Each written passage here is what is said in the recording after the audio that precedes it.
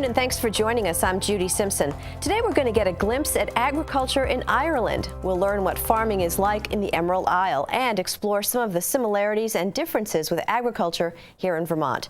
Joining me is longtime UVM Extension Farm Business Management Specialist Dennis Kauppila. Dennis is based in St. Johnsbury and his sabbatical work landed him in Ireland. Welcome. Thanks so much for being with us. Nice to be here, Judy. Thanks. Now, when were you in Ireland and why did you go? July to December of 2013, I was there on a sabbatical study leave. Sabbatical study leaves are with the University of Vermont. The purpose is to enhance the university's educational environment, is what they call it. And the goal is for professional development of faculty members to make us better teachers or researchers.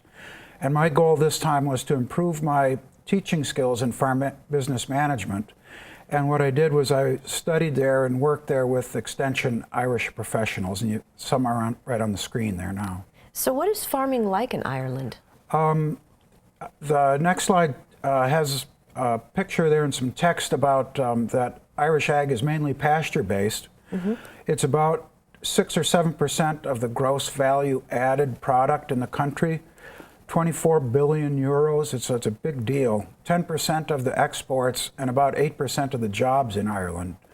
And on the right-hand side is it's called percent of ag output. You can see that dairy and beef, both are a little more than a third.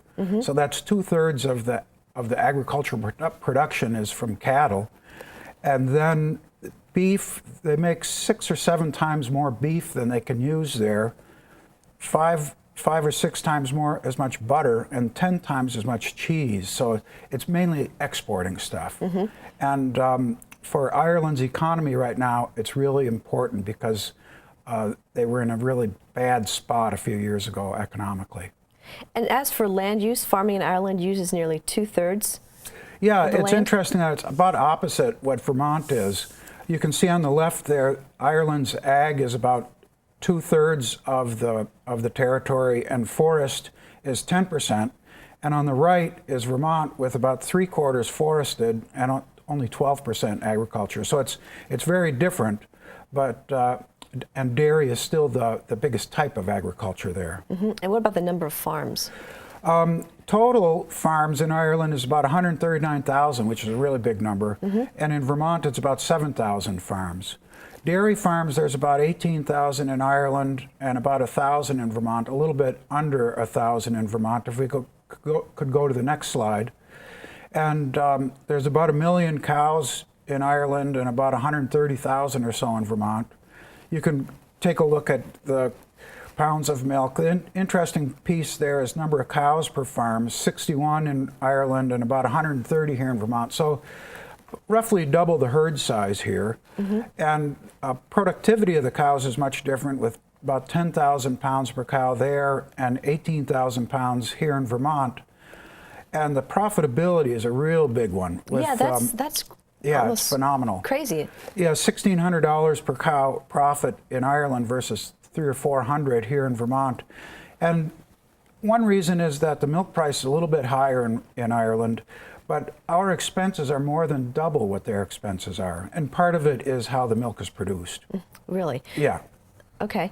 So talk a little bit about the difference between Ireland and Northern Ireland.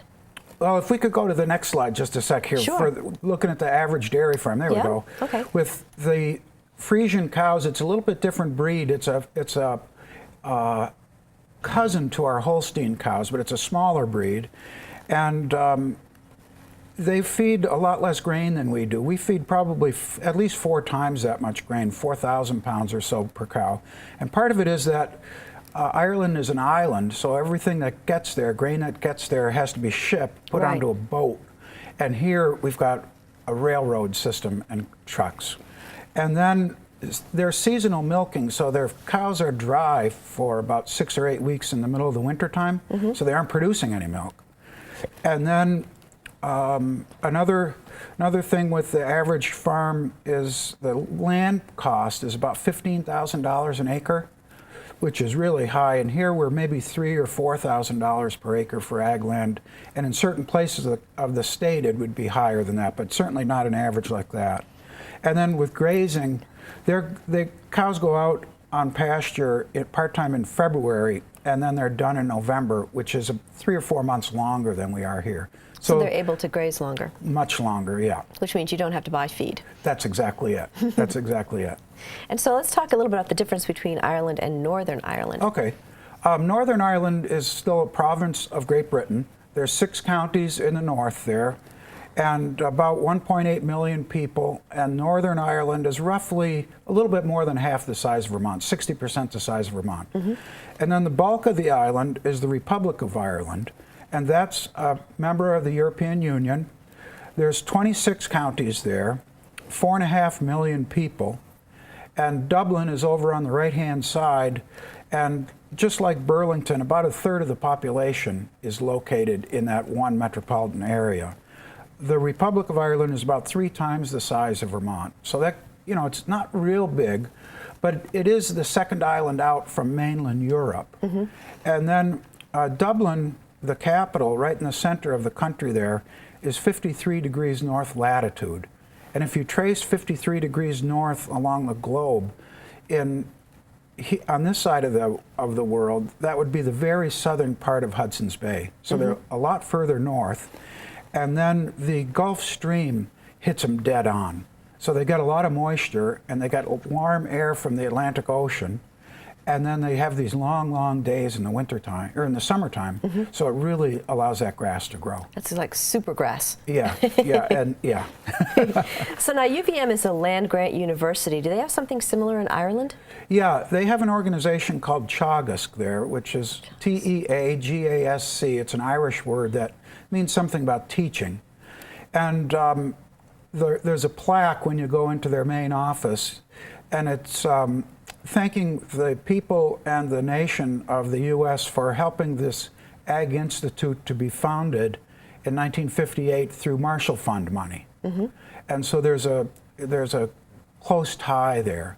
And this organization has research, extension, and teaching, much like land-grant colleges here. Research, there's about 500 scientists or so, with a lot of dairy production and dairy product research, how to use this milk that they're producing there. And then they do a lot of breeding on grass and a lot of breeding on potatoes and a lot of breeding on grains as well that are suitable. With advisory work, it's about 300 advisors and specialists. And then education, they have 4 colleges that are just jam-packed full right now, with about 1,300 full-time students and 3,800 part-time students, and not enough space for all the students that are interested in ag there now. Oh, no kidding. That's great. Yeah, it's a good place to be. And so what did you do in Ireland during your sabbatical? What I did is I studied with extension people, and extension there is county-based, with a lot of clients, farm clients that are paying a fee to participate. And I went to some of the discussion groups, and I studied with their farm business management specialist, planning presentations with them about how to get certain information to farmers, and then gave a few talks to farmer groups, and also attended some workshops and seminars. And so I guess risk was a big topic with these folks? Yeah. If we go to the next slide there, we can see some of the work on expansion of dairies, that the European dairy marketing quota evaporates in April, and they're looking for a big expansion in dairy farm numbers. And how to expand without losing your shirt is one of the big questions there, because farmers are looking to invest a lot of money, hopefully to get some profit out of the thing. And the extension folks are saying, please try to get better before you get bigger, so that you understand what's happening and what might happen. And so what are some of the things that, perhaps you learned from that?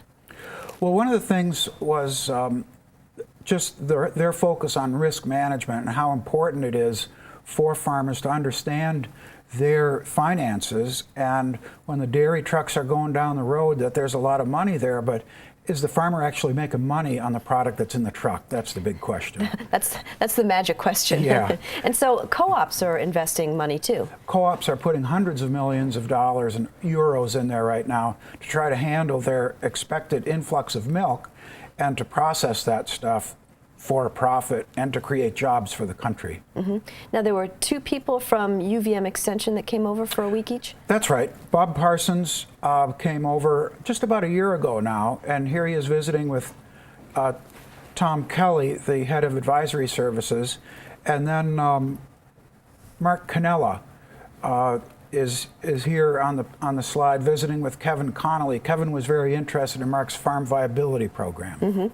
Now, what do you see as some of the similarities and differences between Ireland and Vermont? There's a lot of farms in a lot of rural areas. Both Vermont and Ireland are selling pure and natural high-quality products to people that live in other places. Here it's people that live in southern New England and around the country, and there it's mainland Europe and England. There's a big tradition of farming. Neither Ireland nor Vermont is really on the way anywhere, that it's kind of at the edge of things. There's young people interested in farming. The farms are family-owned. There aren't corporate farms involved. And most of the mom-and-pop farms do all still depend on some off-farm income. And then some of the differences there was, one is not so many trees. That kind of, when you see some trees, they look good. And then Ireland is the second island out, so there really isn't kind of an island mentality there, that it's hard to get stuff there and hard to get products there, that there's trucks that go to ferry boats, and then ferry boats go across the Irish Sea, and sometimes the ferry boats are stopped because of storms. And then the other one is that they drive on the left there, and we've got a few roundabouts or traffic circles here, but roundabouts are very, very common there. And this morning I went through the roundabout just east of Montpelier, and you go counterclockwise around our roundabouts. There you get on and you go clockwise. And sometimes you have to go around the second time, shop the first time, and then make your decision the second time. So when you think about Ireland, you think about castles as well, and you had a chance to see some castles. Right. There's several castles here. The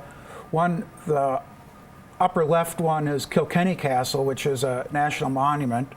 The one on the right is, there's just 2 walls left of this Carlow Castle in the town where I lived, that it's there, and when I went there, there was a concert there for the first time. That it was quite interesting. Down on the bottom left is Trim Castle, that's been reworked, and so there's you can go through it and stuff like that, and several films have been filmed there.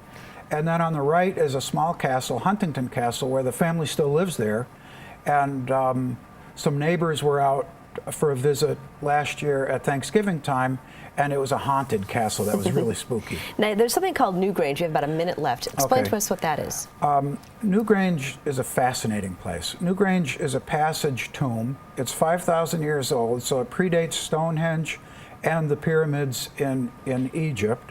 It's about 250 feet across, 40 feet high, and it covers an acre of ground. And then if we go to the next slide, there's a chamber there, a passage that's 60 feet long, and you kind of go in you have to go sideways to get into some of the places. And the fascinating thing about it is that on the sunrise at winter solstice, the light comes through this passage and lights up this chamber inside. Amazing. And it's really, really an incredible thing to see, yeah. And for me, it's surprising that 5,000 years ago there was enough food around so that everybody didn't have to be making food, but they were able to be working on this huge structure. Well, Dennis, I want to thank you for joining us today. Fascinating trip. Thank you very much, Judy. That's our program for today. I'm Judy Simpson. We'll see you again next time on Across the Fence.